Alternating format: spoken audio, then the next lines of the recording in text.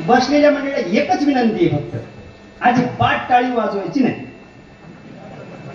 काही चिंता करू नका, महाराज आपलाच आहे रोजचा. बरोबर आहे ना? हा, हातानं टाळी, मुखानं नाम विठाला.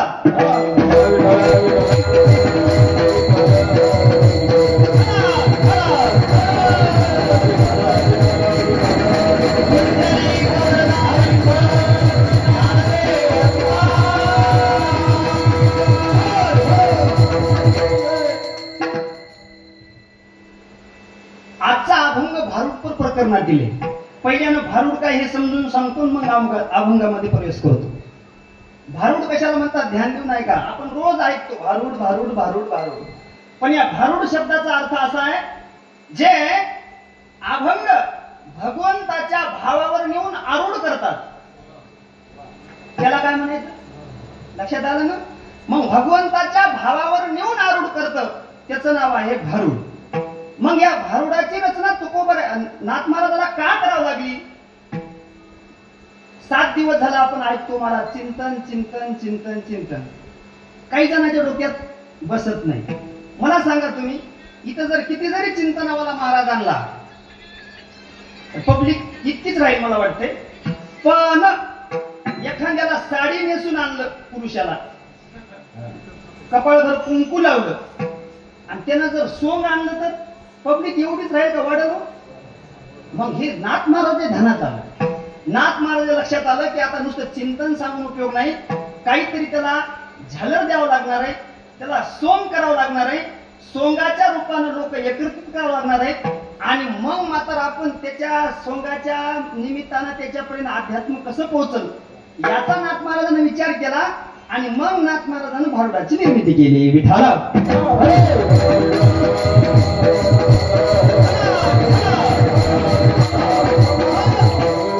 हा भारुड प्रकरण आहे का? आता या भारुडाचं प्रकरण असं आहे, हा भारुड 2 याच्यामध्ये येतं. एक याला रोडगाबी म्हणता येईल, आणि दुसरं याला भवानी सुद्धा म्हणता येईल.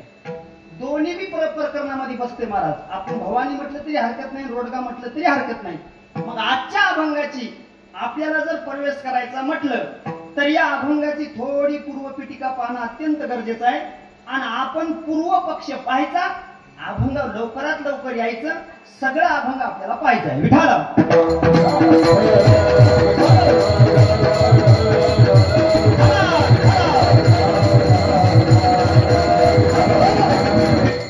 वेळ नसल्यामुळे अभंग लवकर यायचं आहे आपल्याला. कोणी एक सासूरवासीन, आता ध्यान देऊन ऐका, इथून जर तुम्ही फिसकले समजा सुरुवातीला, अभंग कोण तुम्हाला ध्यानात येणार नाही, कारण माझ्या ध्यानात येत नाही मला आधी. आणि तुम्ही जर फिसकले तर मग एकाचा एकाला मिळत राहणार नाही. बरोबर आहे ना? मी फिसकतो, बरोबर आहे ना? विठाला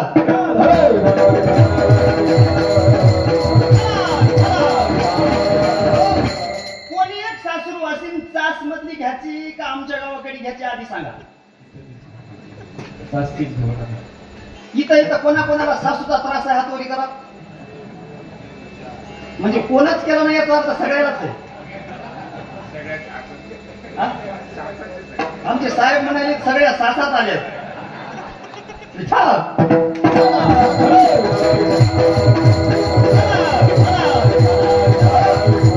कोणी एक सासूरवासीन आपल्या घरच्या सासू सासऱ्याच्या जाचाला कंटाळली, आणि तिला वाटलं आता काही उपयोग नाही जीवन जगून. मग तिला विचार केला, आता आपल्या जीवाचंच काहीतरी करावं. म्हणून तिनं धुणं उचललं, धुण्याचं निमित्त केलं महाराज, आणि धुण्याचं निमित्त करून ती गोदावरीच्या पात्रामध्ये गेली. कुठे गेली? आपल्या इथं गोदावरी आहे ना, सध्या ढऊ कोण्या साईडला आहे? जीव द्या पुरता, म्हणजे मला द्यायचा नाही, या सासूरवासीला द्यायचा आहे. त्या ढवाकडे गेली, तिने धुणं धुतलं, विचार करू लागली महाराज, जीव द्यावा का नाही, जीव द्यावा का नाही, विचार करत करत तिनं धुणं धुतलं.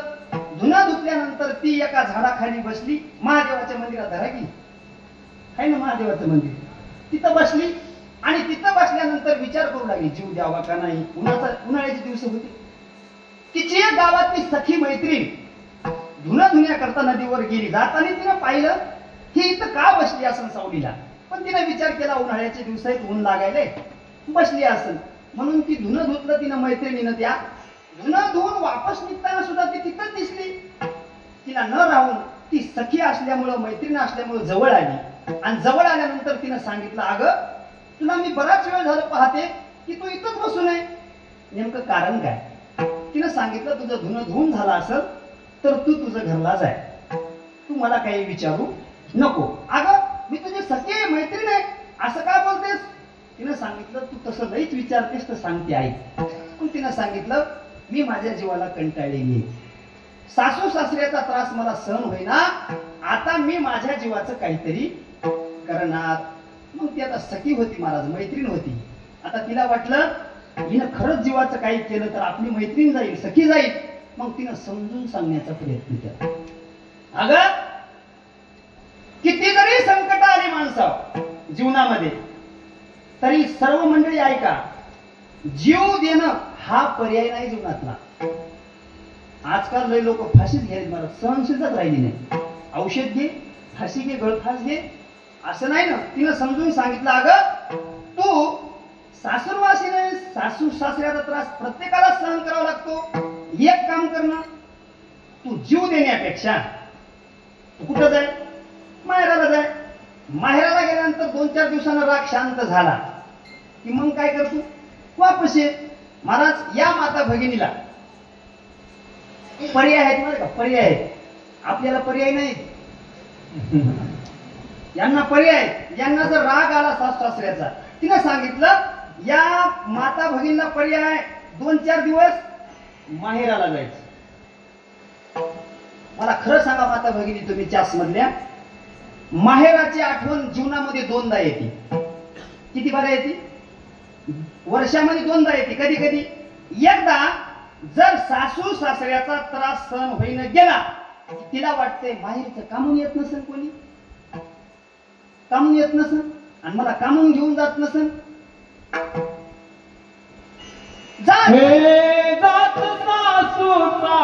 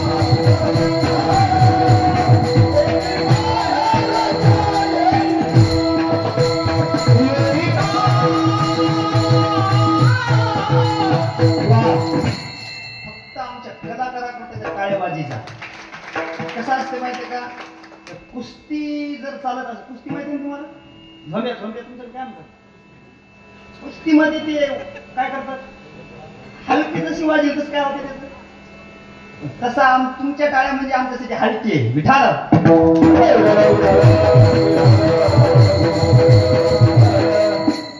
जाच सासूचा सोसना कोणी माहेरचे येईना माय बाप गेले दोन्ही आता उरले नाही कोणी. तिने सांगितलं आता माय बाप नाही माहेर मध्ये जाऊन तरी काय करू तिकडे मला पर्याय राहिला नाही. भाऊ विचारित नाही म्हणून मला पर्याय राहिला नाही. मग तिनं सांगितलं आणखीन एकदा माहेराची आठवण येते माता भगिनी तुम्हाला कधी माहित आहे का? दिवाळीचं मूळ जर दुसऱ्या घरी येत असेल बाजूच्या तर हिला काय वाटतंय आपला मुलगा कुठे गेलाय की महाराज म्हणतात दिवाळीच्या मुळा लेकी आसावली पाहत सेवा तुरी माहेराची हे बाई बाई जाते ग माहेराला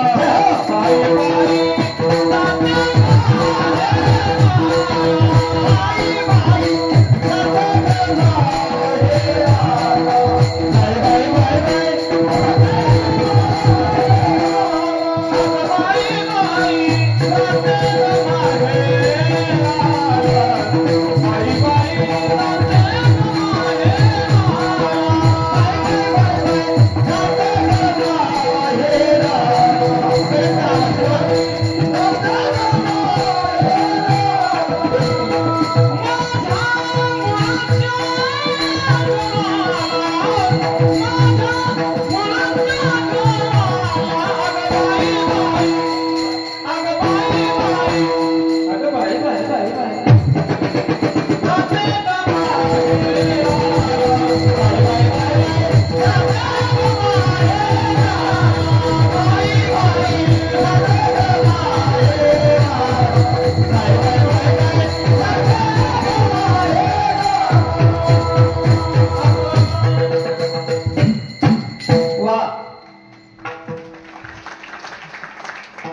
धन्यवाद. बाई बाई जाते ग माहेराला दिवाळीला एकदा आठवण येते. तिनं सांगितलं आता तू म्हणायलीस कोणीच राहिलं नाही. या पोटा कारणे गा चालो कांदी वाजना या पोटा कारणे गा चालो कांदी वाजना नकळीची माय बाप विके माई खंडना नकळीची माय बाप विके माई खंडना उदारा म्हणते दया नाही करुणा उदारा म्हणते दया नाही करुणा वाट हे रागे माटी आया बहु दारुणा आया रागे माटी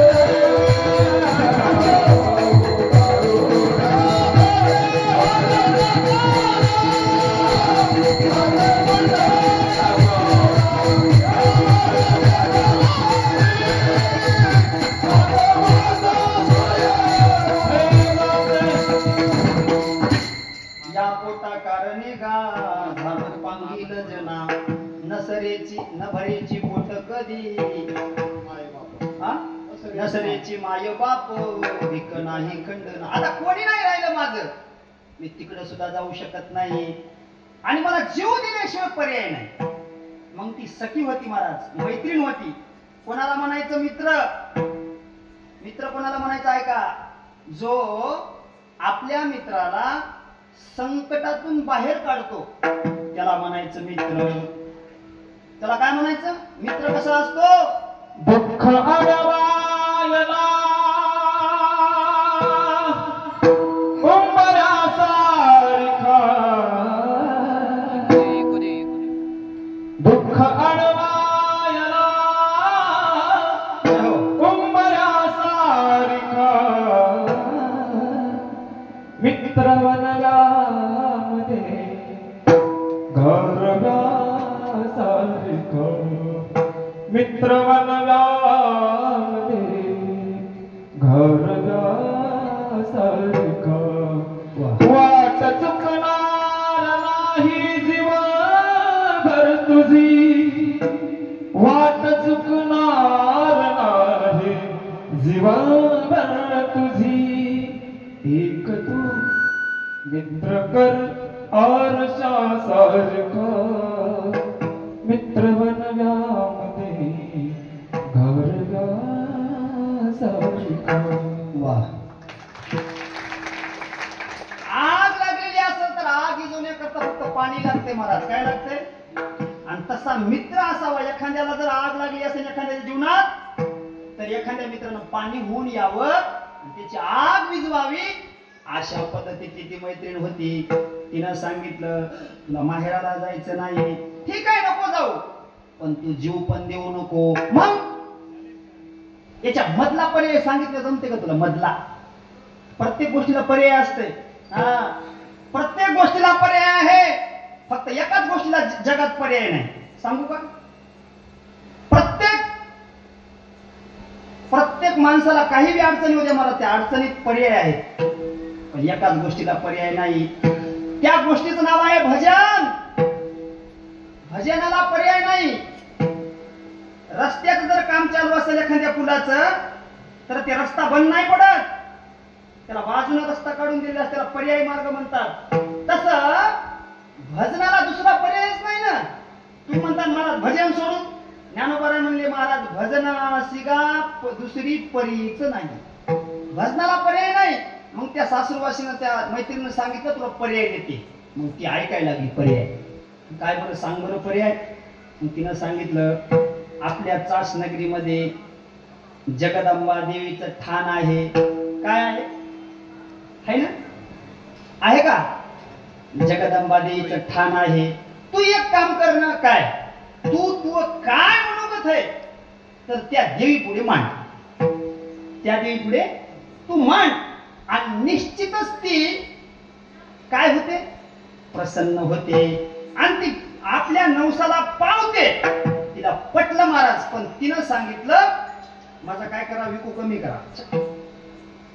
तिनं सांगितलं तिला काय काय लागते पूजेला. मग तिनं सांगितलं पूजेचं ऐका. तिनं सांगितलं त्या देवीला काही लागत नाही. त्या देवीला एक रोडगा तयार करायचा घरी जाऊन आणि रोडगा तयार करून तो रोडगा त्या देवीला व्हायचा आणि त्या देवीला रोडगा व्हायचा आणि तुझं काय मनोगत आहे तू त्या देवी पुढे सांगायचं. तिला पटलं महाराज. तिनं जीव त्याचा सोडून दिला. ती गोदावरीच्या पात्रातून उठली धुणं घेतलं आणि थेट घरला आली. घरला आल्यानंतर तिनं सांगितल्याप्रमाणे सगळं केलं. पण तिनं परत विचारलं मैत्रिणीला अगं हे रोडगा बनवितात कसा. मग तिनं सांगितली रेसिपी. कसा बनवितात माता भगिनी? रोडगा केला का कधी देवीला? कसा बनवितात रेसिपी लिहून घ्या. त्याला 5 गोष्टी लागतात रोडग्याला. किती? 5 गोष्टी लागतात. गव्हाचं पीठ लागतंय, हरभऱ्याचं पीठ लागतंय, त्याच्यानंतर देवीला गोड रोडगा आवडतो म्हणून त्याला गुळ लागतो, दूध लागतंय, पाणी लागते. असे 5 पदार्थ मी तुम्हाला हिशोबाने माझ्या सांगितले. पण 5 गोष्टीपासून रोडगा तयार होतो. मग तिनं तसा रोडगा तयार केला. ताट तयार केलं. ताट तयार करून ती ताट घेऊन आपल्या जगदंबा देवीच्या मंदिरामध्ये आली आणि आल्यानंतर ती त्या देवीचं दर्शन घेतलं आणि ते ताट हातात घेऊन ती त्या देवीला काय म्हणू लागली? हे सत्वर पाहू का मला, सत्वर पाहू का मला,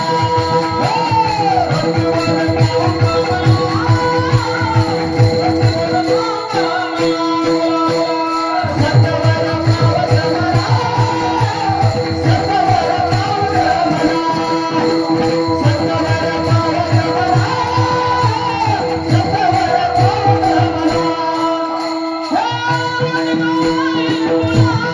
Oh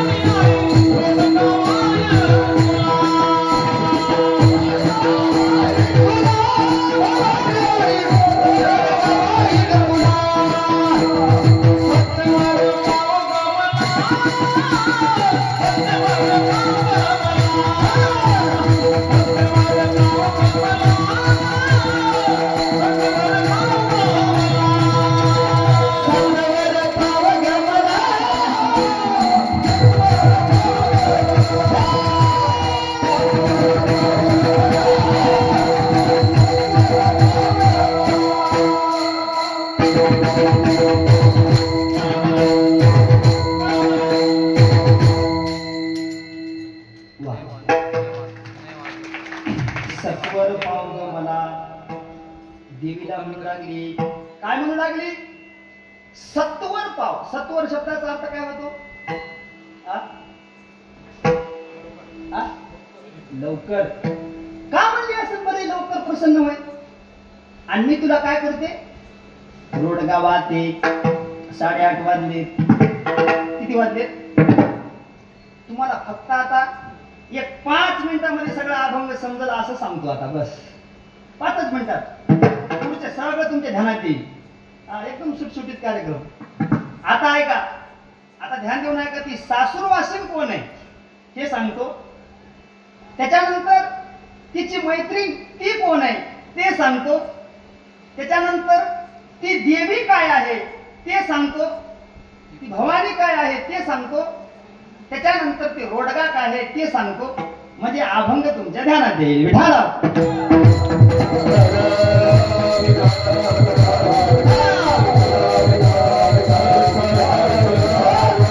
कोण सासूरवासीन? आता ध्यान देऊन ऐका. इथंच कीर्तन आहे आपलं सगळं. माता भगिनी सासूरवासात आहेत का? कोण असते सासूरवासात सांगा बरं? कोण असते सासूरवासात? माणसं असतात का बाया असतात?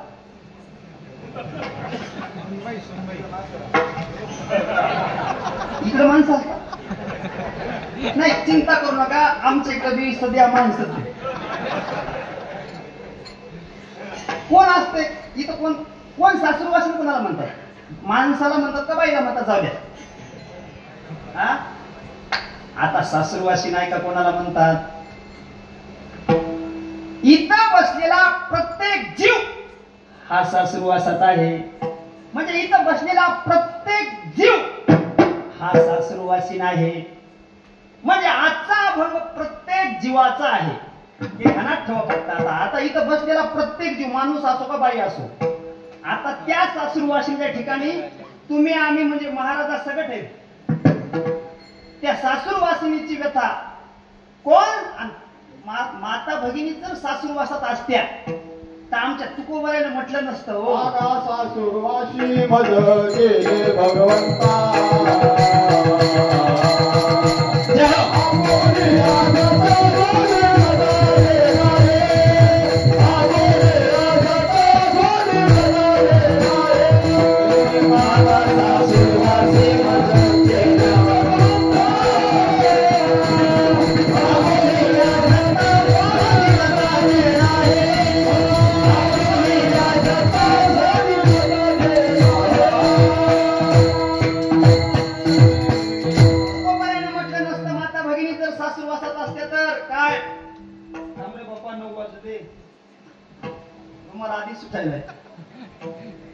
कागा सासूरवासी मज केले भगवंता. किंवा सासूरवासा भीतो जीव ओढे तुझ पासी. सासूरवासा भीतो जीव म्हणजे प्रत्येक जीव हा सासूरवासात आहे का नाही?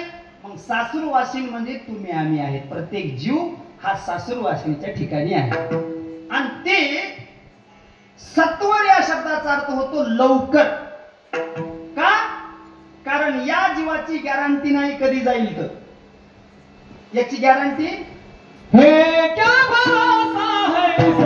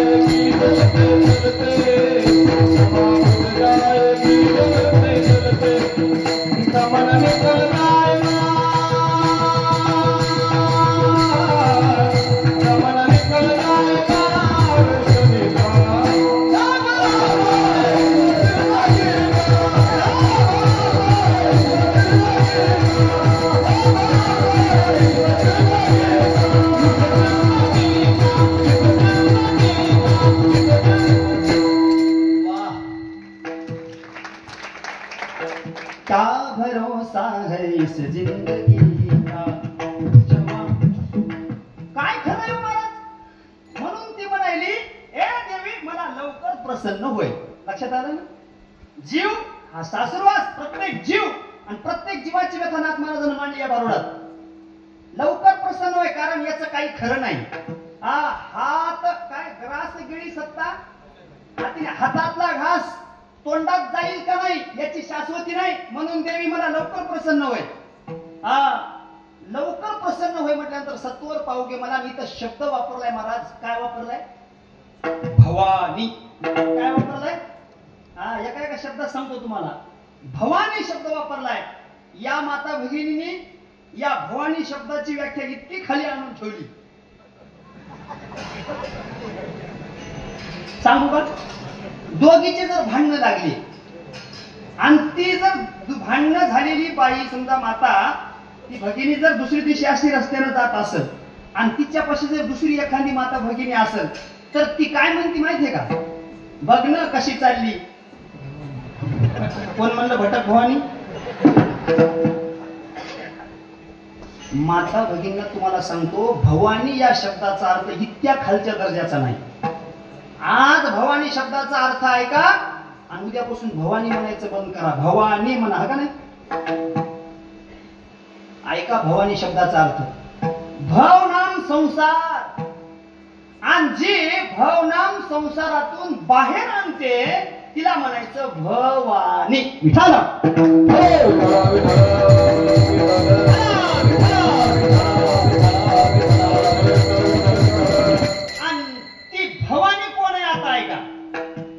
कोण भवानी आहे का भवानी ऐकायची का नको आता ऐका भवानी भवानी कोण आहे तू विठेवरी सखये बाई हो करी कृपा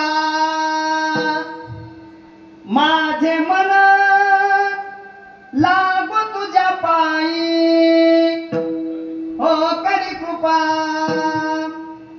तू सावळे सुंदरी हो करी कृपा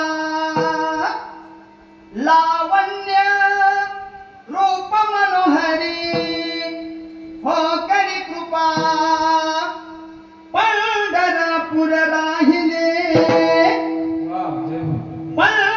पंढरपूर राहिले डोळा पाहिले संती देखिली वरुण विठाई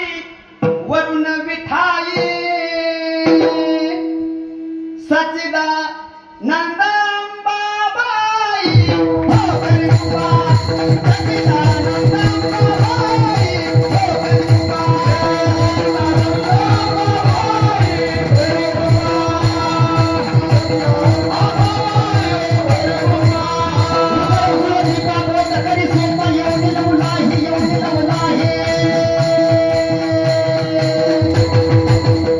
सचिदा नंदांबाबाई हो गरीबा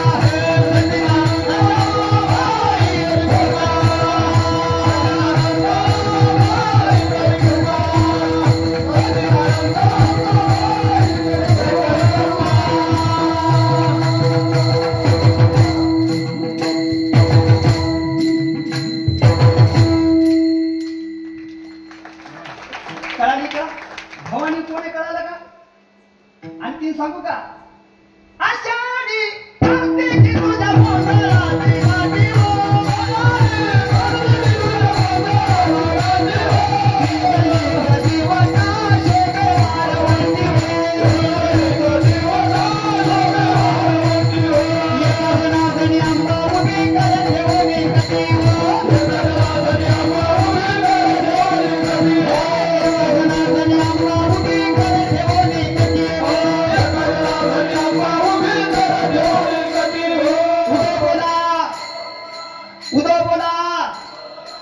कीर्तन सांगू का बोला बोला उदय बोला आवाज जोरात काढा राव मी तुमचा आवाज जोरात निघूस तर मी कीर्तन सोडणार नाही उदय बोला उदय बोला सोडू का उदय बोला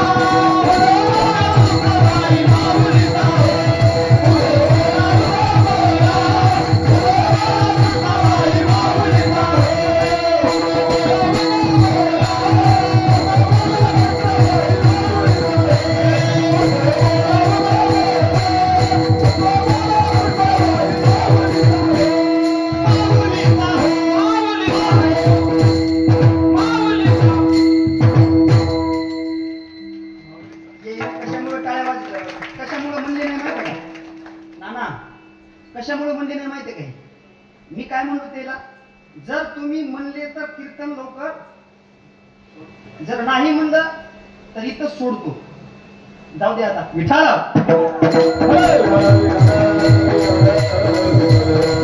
कोण भवानी आणि कोण सासूरवासी? साधक रूपी सासूरवासी, साधक रूपी सासूरवासी पंढरपूरच्या विटेवरती जी आमची भवानी आहे. आषाढी कार्तिकी तुझ्या गोंधळाची दाटी हो, कुंडली कधी वटा शोभे वाळवंटी हो. एका जनार्दनी अंबा उभी कर ठेवून खटी हो. ती भवानी आणि तीच भवानी भवनाम संसारातून बाहेर आणते, दुसरी नाही अनेक. विठाला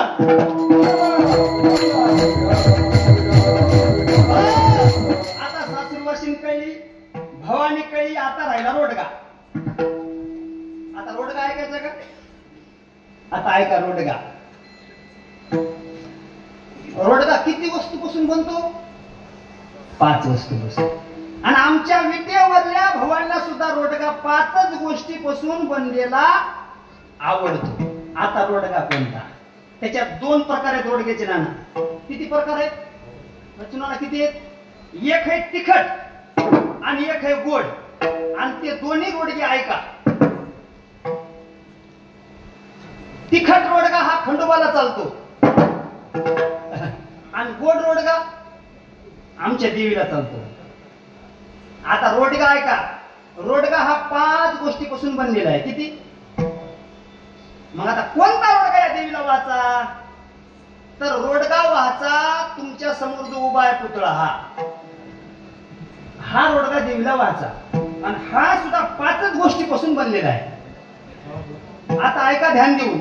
पण त्याला त्या देवीला रोडगा असा पातळ नाही जमत. रोडगा कसा लागतो? हे पातळ आहे, आमच्या चौकदारासारखं. हे बघितलं का? असा रोडगा लागतो, जाड लागतो. आणि हा रोडगा सुद्धा 5च गोष्टीपासून बनलेला आहे. सांगू का? पंचभूताचा गोंधळ, भूताचा गोंधळ,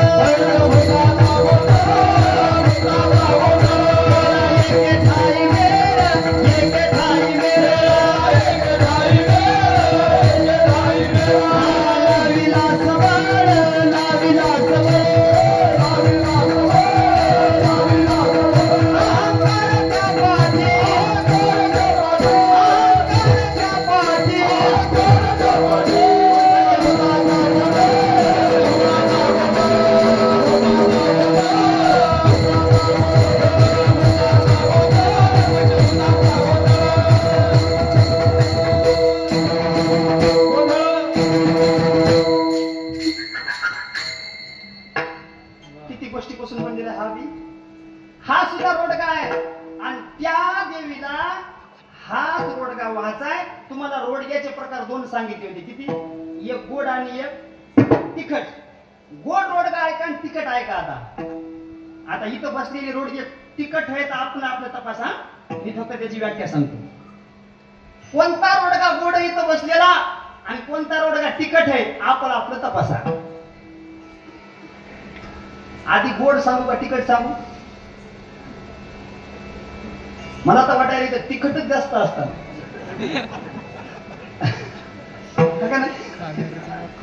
गोड उभं थोडे कमी असतात. आणि आपल्या मनाला लावून घेऊ नका. आमचं दुकान म्हणजे रेडीमेडचं कपड्याचं दुकान असतं. बरोबर ज्याला कपडे आले त्याला आमचा इलाज नसते. आता ऐका तिखट रोडगा ऐका. तिखट बरं आधी गोड सांगतो. जाऊ द्या. ज्याच्या गळ्यात पवित्र तुळशीची माळ आहे तो रोडगा गोड. जो आई वडिलाची मनोभावे सेवा करतो तो रोडगा गोड. जो पंढरपूरची नित्य नेमानं वारी करतो तो रोडगा गोड. जो अखंड नामस्मरण करतो तो रोडगा गोड. जो कोणाची निंदा करीत नाही, कोणाची स्तुती बी करीत नाही, आपल्या आपल्या कामात मग्न असतो तो रोडगा गोड. चला आता तिखट सांगायचं का? कळालं का? याच्या विरुद्ध तिखट. ज्याच्या गळ्यात तुळशीची माळ नाही, जे आई वडिलाची सेवा करीत नाही, जे पंढरीची वारी करीत नाही, जे कोणाला धड तोंडानं बोलत नाही, तो रोडगा तिखट नाही, माझ्या बुद्धीनं तो रोडगा तिखट नाही, तो लय कडू. विठाल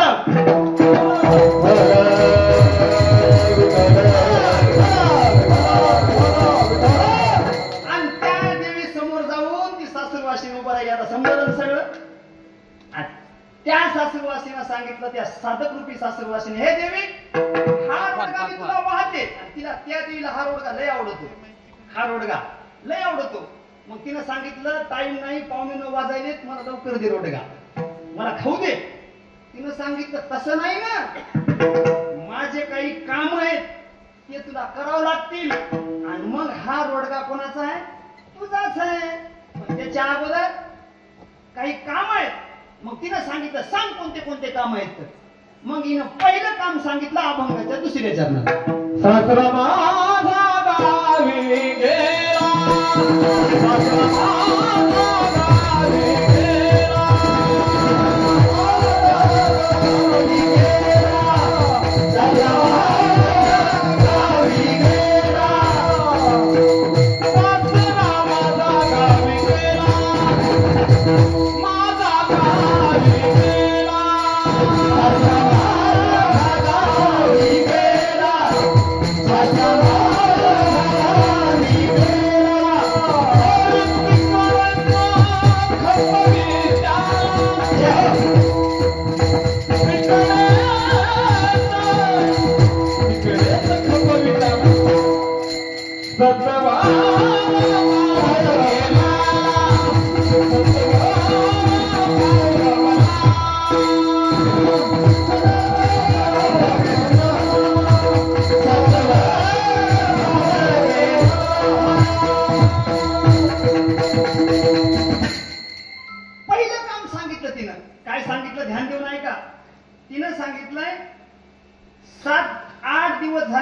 सासरा तिकडे परभणीकडे आमची नणंद गेलेली आहे. परभणीतच मला घ्या का नाही. आणि ती जवळपास 6-7 दिवसापासून मुआ सासरा कुठे गेलाय? गावी गेलाय तिच्या. एक काम कर ना देवी, काय भोजच ऑक्सिजन व्हायलेत का नाही? लावून माझ्या सासऱ्याचा नंबर येता नाही तिकडच. एवढं काम कर, लईच त्रास देतोय ग. तिनं सांगितलं, आता तू रोडगात खाचाय मला, करते काम. पण काय तू सासरा आता इथं किती बसलेले सासरे आहेत. आता नेमकं कोण्या सासऱ्याला मारू? एक काम कर, काय सासऱ्याचा आधार कार्ड आहे का तुझ्या? नाव वगैरे काही होय महाराज? ना कोणाकडे आहे का आधार कार्ड त्या सासऱ्याचं? तिनं सांगितलं आधार कार्ड दे. तुझ्या सासऱ्याला तिकडच कार्यक्रम करते. आहे का आधार कार्ड कोणाकडे? तुमच्याकडे? सासऱ्याचं नाव सांग म्हणजे नाव सांगू का? सासऱ्याचं नाव हसू नका. आपल्याकडे आहे सासऱ्याचं नाव, आयडेंटिटी कार्ड आहे आपल्याकडे. आता ऐका, सासरा कोण? नवविध भक्तीच्या करीन नवरात्र,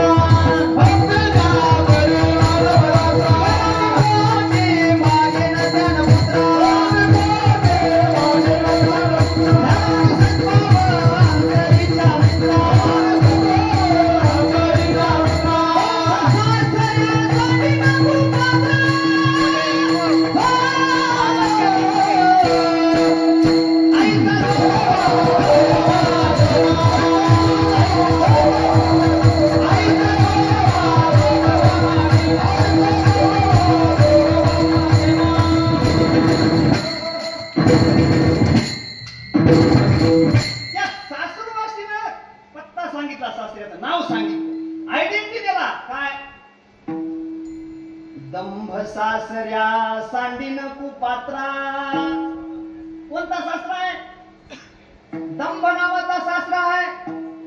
काय दात करतो या सासूरवासिनीला? ऐकायचे का दात? सासऱ्याचा दात ऐकायचा का? ऐका. कोणापासून सुरू करू? महाराजापासून करू? मर्दंग्यापासून करू? का नाना राग येऊ नका, गावच्या सरपंचापासून करू? कोणापासून मी करू ना? फक्त मला दंभ सांगायचा आहे. सुवासिनीला किती त्रास देतो ऐका. हा दंभ नावाचा सासरा जर एखाद्या महाराजामध्ये न प्रवेश केला, ध्यान देऊ नाही का?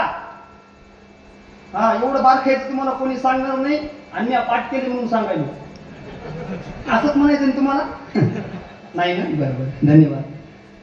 दंभ नावाचा सासरा जर एखाद्या महाराजामध्ये त्यानं प्रवेश केला तर तो एका सप्त्याचे 2 सप्ते करतो. किती करतो?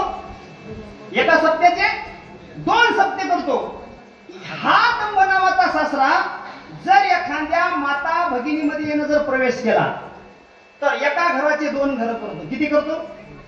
आणि हा जर दंभ नावाचा सासरा जर एखाद्या गावाच्या पुढाऱ्यामध्ये जर प्रवेश केला तर एका गावाचे 2 गावं करतो. मी नाही सांगत, शास्त्र आहे. हा दंभ नावाचा सासरा इतका त्रास देतो, एक काम कर म्हणले. काय? आता ध्यान देऊ नाही का बरं का? तो कुठे गेलाय? कुठे गेलाय? कस काय गेलाय 7 दिवसापासून गावाला? त्याचं एक कारण ऐका. तिनं सांगितलं आमच्या गावात चास नगरीमध्ये सप्ताह चालू आहे आणि त्याचं काम एकच आहे महाराज, तो सप्त्यात येतच नाही. कशामुळे? कारण इथं सगळे एक होतात का नाही? सगळं गाव कसं आहे? इथं कसं आहे? एक आहे. मग तिनं सांगितलं ते 7 दिवसापासून गावाला गेलाय. आता उद्या ऐकायला आणि परवा दिवशी ते गावात एंट्री करते आणि हिशोब मागते आल्या, दुसरं काहीच नाही सप्त्याचा. त्याचं कामच ते महाराज, देत काय नाही, हिशोब मागितल्याशिवाय राहत नाही. त्याचं नाव आहे दंभ नावाचा सासरा. विठाला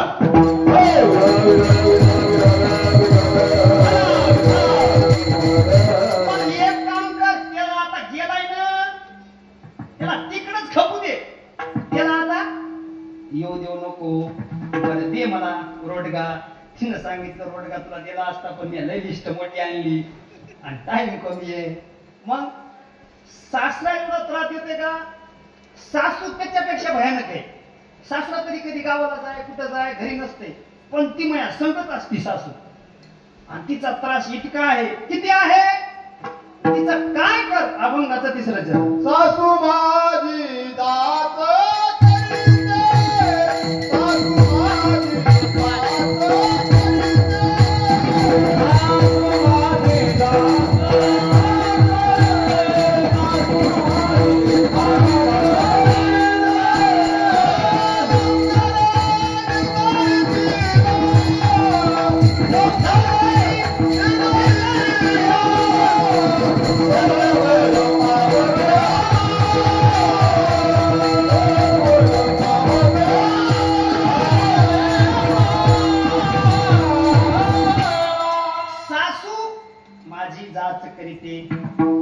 लवकरी निर्दळी तिला कोण सासू आहे? मला आयडेंटिटी देत चल. तू एक काम करते, टाइम नाही, आयडेंटिटी देत चल. सासूचा आयडेंटिटी द्याला महाराज काय? कल्पनेची सासू हिचा बहुतची जाचू. सांगितलं सासूचं नाव कल्पना नावाची सासू. कल्पना चावला नाही. ही कल्पना नावाची सासू किती त्रास देते तुम्ही त्याची विचारच करू शकत नाहीत. मला उगाच थोडी त्या कल्पना नावाच्या सासूची थोडी कल्पना करून पुढे चलू. ही कल्पना नावाची सासू काय करते? तुम्ही आम्ही जो जीवाला आलो, जीव रूपाला आलो, तिचं कारणच सासू आहे. कल्पना विद्या तेने झाला जीव.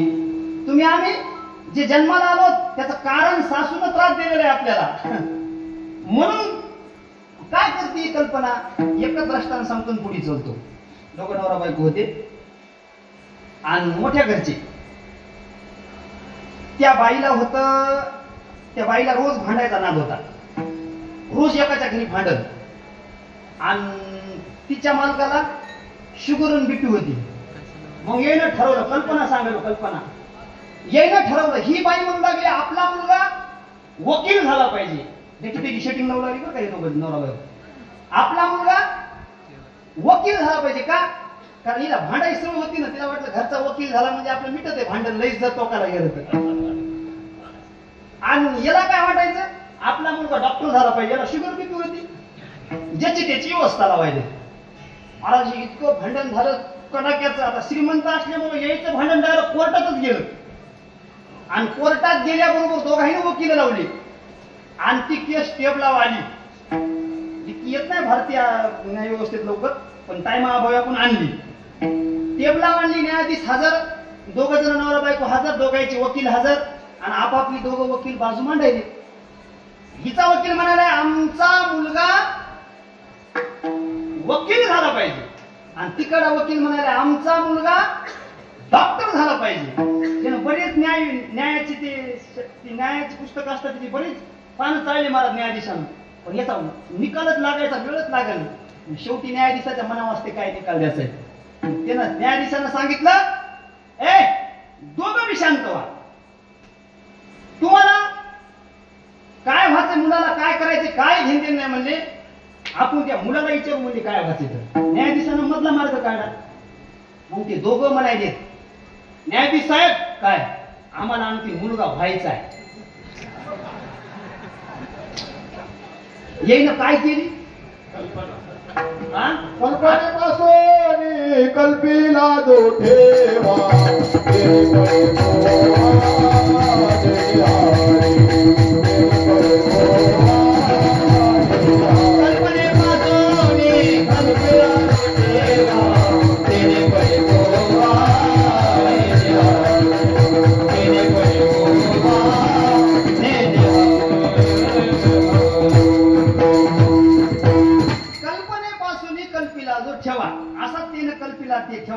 कल्पीला. आणि मला ध्यान देऊन द्या, ध्यान देऊन ऐका आता सगळे ज्यांना ज्यांना लेकर आहेत महाराज सगळं. जर कल्पना केलेला मुलगा नसलेला मुलगा जर माय बापाला कोर्टात नेतो, ध्यान आहेत का, नसलेला पोरगा जर माय बापाला कुठं नेतो कोर्टात नेतो, असलेला पोरगा एक जणाला विचारलं मला उत्तर दिलं मला त्यानं, म्हणला महाराज नसलेला पोरगा जर कोर्टात नेतो तर असलेला पोरगा मसनात नेतो. कुठे नेतो बरोबर आहे त्याच. मग महाराज त्यानं सांगितलं ही कल्पना नावाची सासू इतकी बेजार करते, कल्पनेची सासू हिचा बहुतची जाचू. मग तिनं सांगितलं आणखीन कोण कोण आहे, तिनं सांगितलं जाऊ माझी फडफड बोलते. कोण जाऊ आहे, ममता नावाची जाऊ आहे, जाऊ माझी फडफड बोलते. मग बोडखी कर ग तिला. आता बोडखी काय आहे ते कीर्तन झाल्यावर मला विचार बरं का, माझा वय कमी भरते सांगायचं. तिला काय कर बोडखी कर. बरं ठीक आहे, आणखीन तुम्हाला सांगितलं होतं काय माझी ना कुठे दिलेली आहे, तिकडे लांब दिलेली परभणीत. तिच्या घरी शाळा फक्त 4थी पर्यंतच आहे आणि तिचं कार्ट माझ्या घरी आहे शिकाय, इथं 10वी पर्यंत असल्यामुळं. आणि ती काय करते हे नकाच कार्ट किर किर करत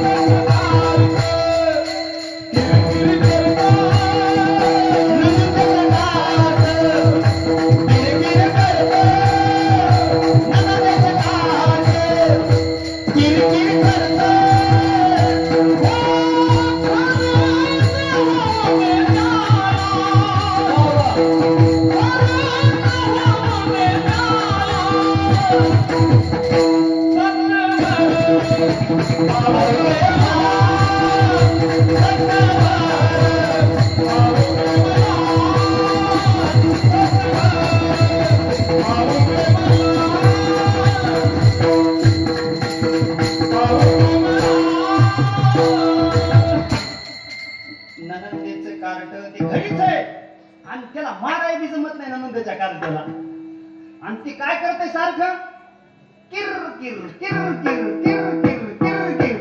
काय किर किर लायते, मला बिस्किट दे, मला चहा दे,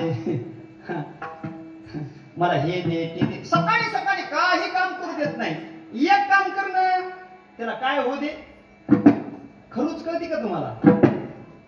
आ कळती का? त्याला असं हाताला खरूज येत होती लहानपणी, आमच्या लहानपणी येत होती बघा. ते असं खाजवा वाटायचं, इतकं खाजवा वाटायचं, ते खाजीत आणि गोड लागायचं, पण त्याचा परिणाम लय बेकार होता. मग खरूज दोन प्रकारची महाराज, एक विषयाची खरूज आहे आणि एक आत्मसुखाची खरूज आहे. आता ऐका खरूज. ती खरूज इतकी बेकार, माणसं असो, प्रतिष्ठित व्यक्ती असो, समोर काय असो, त्याला खरूज आहे का त्याला खाजवाच वाटते, त्याच्याशिवाय पर्यायच नाही. याच्याकरता एकच दृष्टांत सांगतो, विठोबा रत्ना घेतो, भजन करा विठाल.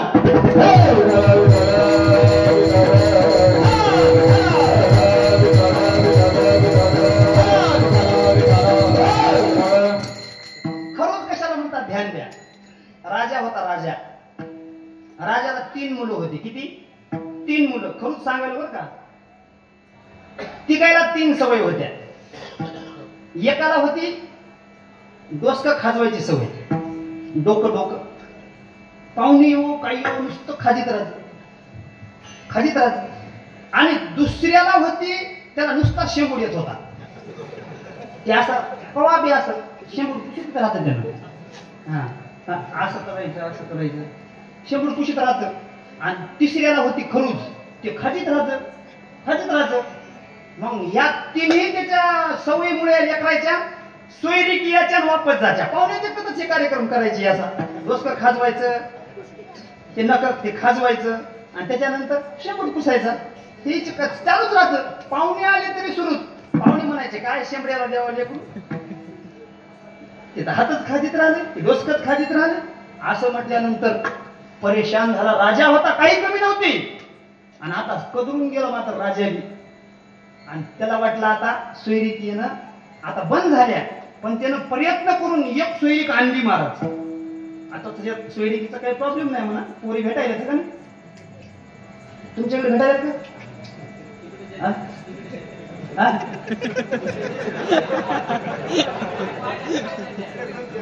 का पाहिजे?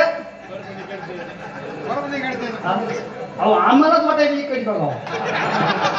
म्हणजे जो देखे सो दुखिया कॉम्पिटिशन झाली, सगळ्याच तेच आहे. काही चिंता करू नका.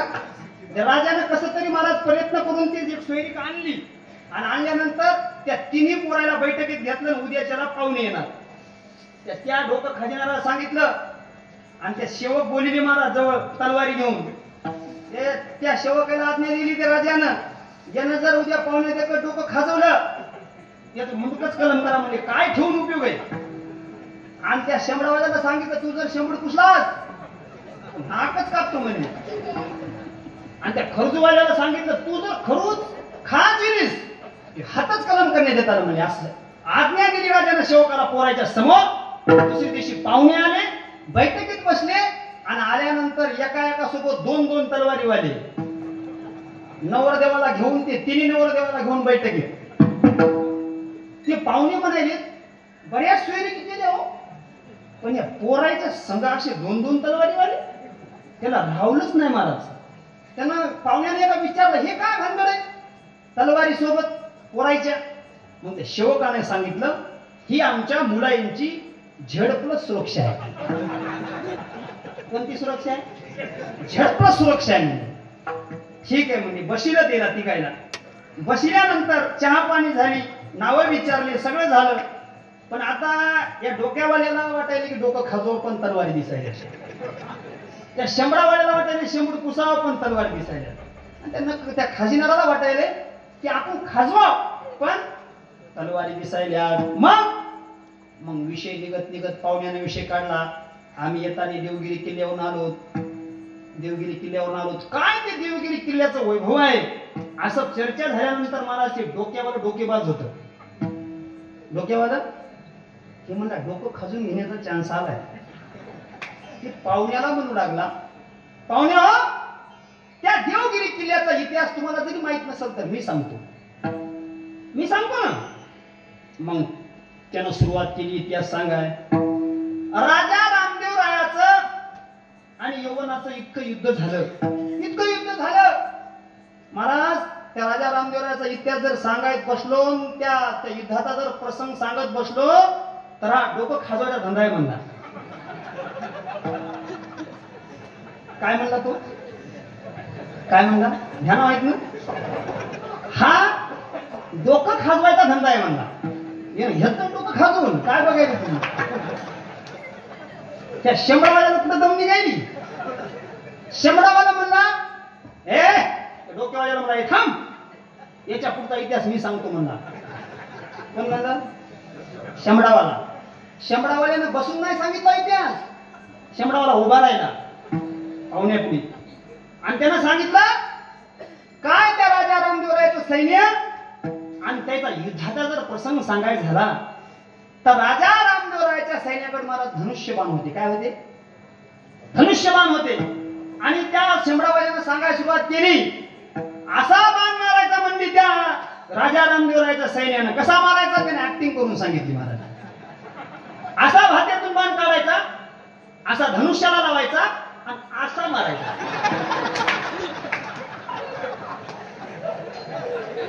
कसा मारायचा? असा धनुष्य असा बाण काढायचा, असा धनुष्याला लावायचा, असा मारायचा. त्यांना जवळजवळ 7-8 बाण मारले होते. किती मारले?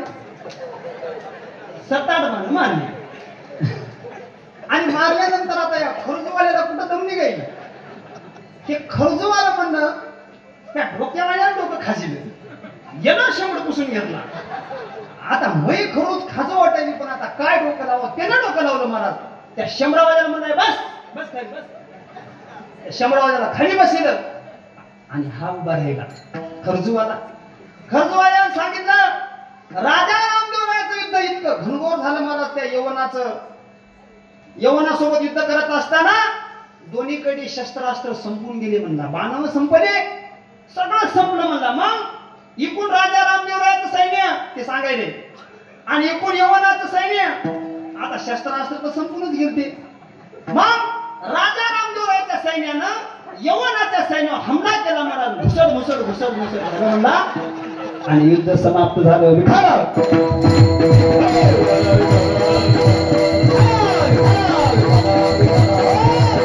मला एक सांगायचंय खरोच किती जरी जीवा आलं तरी महाराज खाजिल्याशिवाय पर्याय राहत नाही. हा मला सांगायचंय. म्हणून ते ननंदेचं कार्ट कोणते आता ऐका झालं आपलं कीर्तन. ननंदेचं कार्ट मन आहे. मन कोण आहे? हे लय किरकिर करते महाराज. हा हे कीर्तनात हे तुम्हाला कोण आणलं इथे कीर्तनात? कीर्तनाला कशाने आले तुम्ही? पायानं आले का मनानं? पायानं आले ना का? मनानं. मन इतकं बेकार आहे की तुम्हाला इथं आणून बसित आहे आणि ते म्हणते तू आता बस कीर्तनात, मी येतो घरला जाऊ. आता खरं सांगा महाराज इथं बसल्यावर कीर्तनात आलं तेव्हापासून कोण कोण घरला जाऊन आले कुलपाला झटके मारून? मी तर 2दा गावाकडे जाऊन आलो कीर्तनात. हे पण इतकं बेकार आहे. मन चंचल चपल येता जाता न लगेल. मग या मनाला विषय सुखाची खरूज न होता याला आत्मसुखाची खरूज होऊ दे. आणि एकदा का या मनाला आत्मसुखाची खरूज झाली रे झाली की हे ननंदेचं कार्ट शांत बसते, किरकिर करीत नाही. आणि आता एकच माझ्याकडे शिल्लक राहिलाय. सगळे झाले काम, फक्त एकच शिल्लक राहिलाय. त्याचं नाव आहे दादला माझा आहुती देते. आता 9:15 वाजलेत. मोकळी कर ग मला. काय कर? आता मला मोकळी कर. कोण दादला आहे? तर दादल्याचं नाव सांगितले महाराज ऐका. आता साजनी झाले मिनी संग, विकल्प नवऱ्याचा सोडिला संग, काम क्रोध हे झोडील मांग, केला मोकळा मार्ग सुरंग, आईचा जोगवा. विकल्प नावाचा नवरा, त्याची सुद्धा मी आहुती देते. चल मला प्रसन्न होय. तिनं सांगितलं झालं का? तिनं सांगितलं लिस्ट लय मोठी रात्र जाती पण एकाच वाक्यात सांगते हे ताज्या नावधानी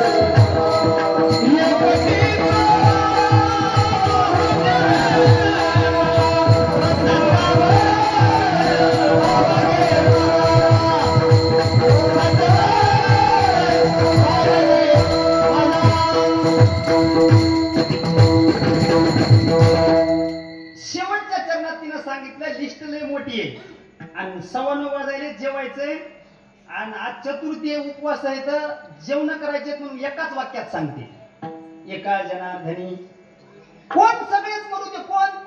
आता ऐका सगळे कोण कोण आहेत तर एवढं सांगत बसत नाही, आता लय मोठी आहेत भरपूर जण आहेत ते. एकाच वाक्यात सांगतो मी बी. काम क्रोध लोभ मद मत्सर दंभ अहंकार यांचे बळ फार, यांचे बळ फार. सर्व सुख देई सर्व सुख देई सच्चिदा नंद बाबाई हो करी कृपा. एका जनार्दनी सगळेच म्हणू दे. आता एकटीच राहू दे. एकटीच म्हणजे कोण? मी नाही.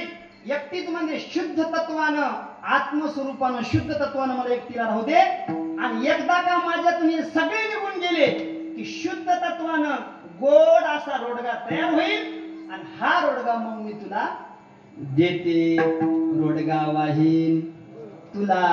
कळाला का? असं शुद्ध तत्वानं निर्माण झालेला रोडगा मी तुला वाहते. महाराज असे अनेक भारुड आहेत, असे अनेक भारुड आहेत, पण एक दोन भारुड सांगून मी विठोबा नाही घेतो. 2 मिनिटात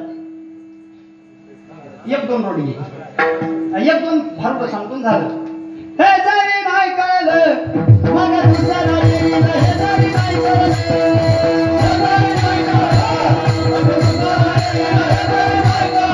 येईल, हे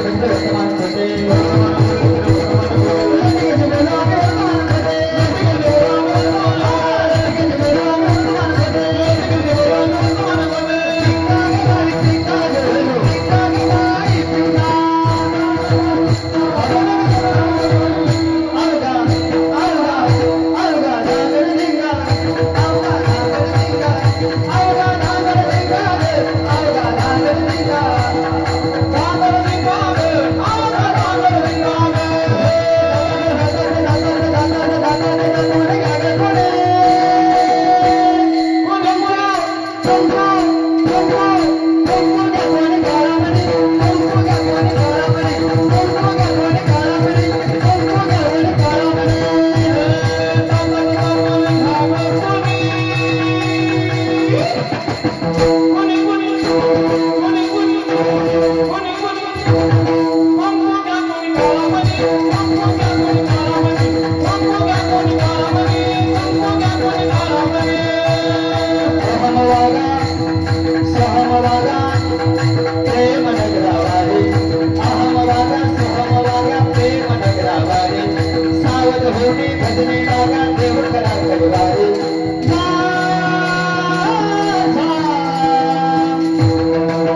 नाही